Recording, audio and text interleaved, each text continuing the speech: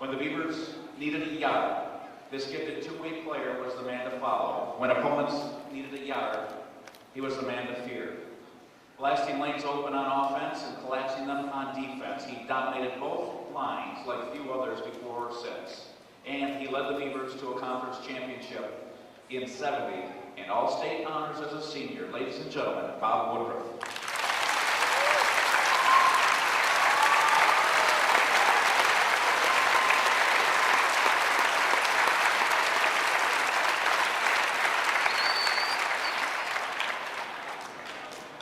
Thanks, Gobi. I'd like to thank the Farwell people for giving me the opportunity to take a little bit of your time. We had big competition with Farwell too.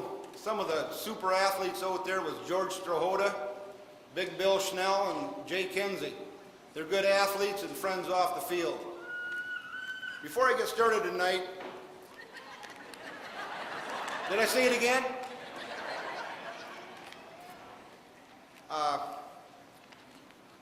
The guy that introduced me tonight spends a lot of time and extra effort. He's at all the basketball games, all the Beaverton events. He makes Beaverton a lot better place. He's a big supporter for Beaverton. I'd like to have Scott Govich stand up. Let's give him a round of applause.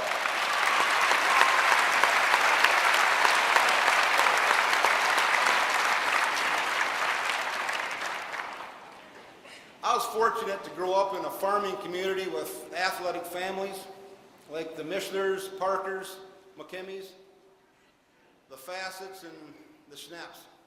The Phillips, Becky Phillips, she's a Hall of Famer.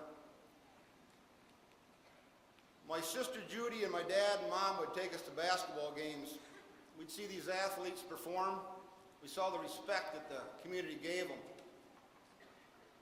I always wanted to grow up like that. I can remember riding on the school bus on the way to school one morning, and Joe Mishler had a good game the night before.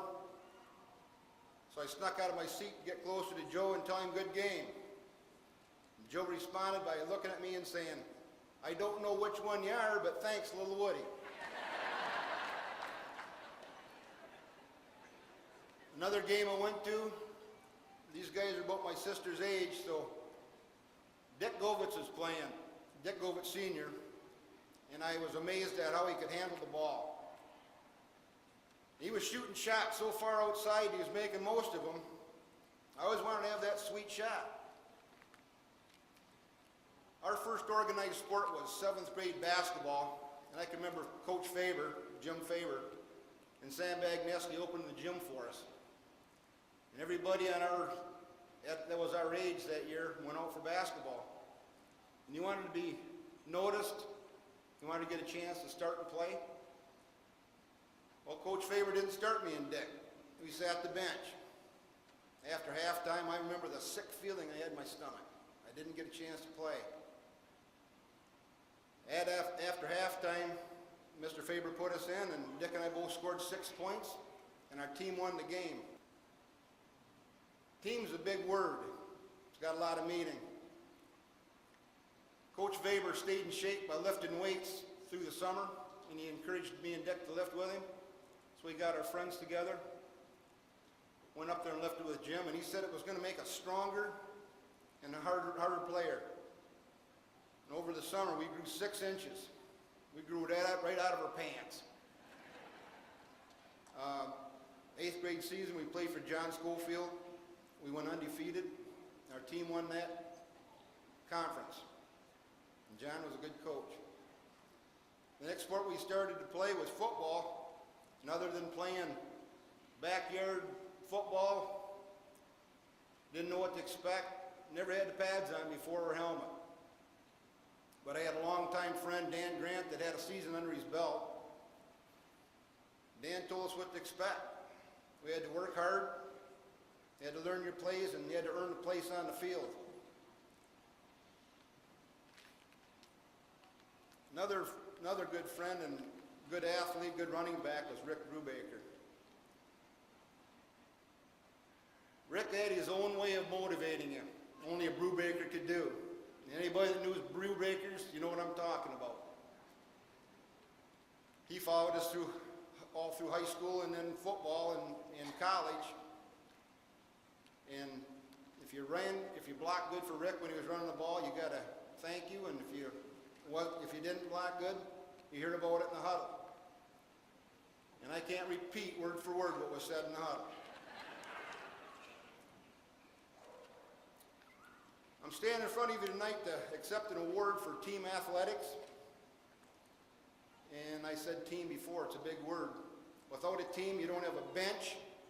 You don't have a sideline to go to. You can't practice successfully, and you can't win without a team. Some of those team members were Stan Whiter, Jim Richardson, Dan Presidio, Mike Westy, who's our quarterback, Stevie Brubaker, and Bart Quater. Now, Bart was a tackle, but he always thought he was a quarterback. Well, one game, we were so far ahead, later part of the season, Coach Van pulled all the starters and put Quater in at quarterback. And we had more fun on the sideline watching Bart run those plays. That was his stint as quarterback, right, Bart? Okay. I got to thank Coach Van for his dedication, hard work. He was a friend on and off the field. Got to thank my brother Dick. He's my equal, my twin brother. We push each other hard every day.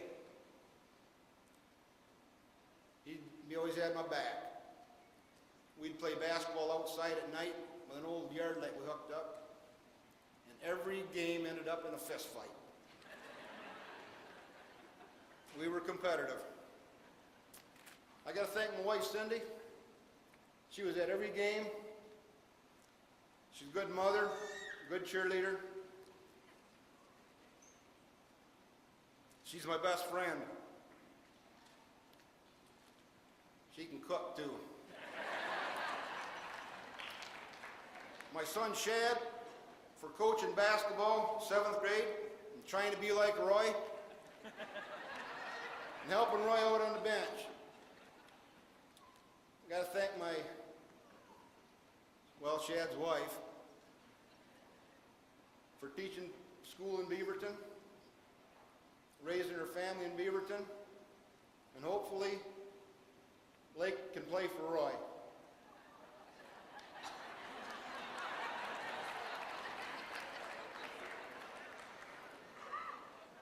I see another old coach here, Jerry Chaffin. That man could kick a football from behind the school clear out to the baseball diamond. He spent a lot of time with us. I got to thank Adam. He's not here tonight. He's laying on some beach in Mexico.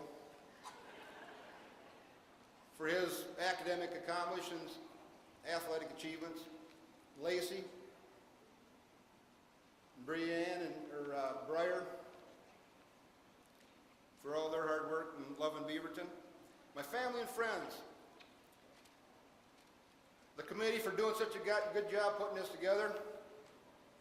My mom for hand scrubbing my white practice pants and my game pants before shout and other detergents. And my dad for teaching Dick and I how to shake a man's hand, for his honor and respect. Thank you.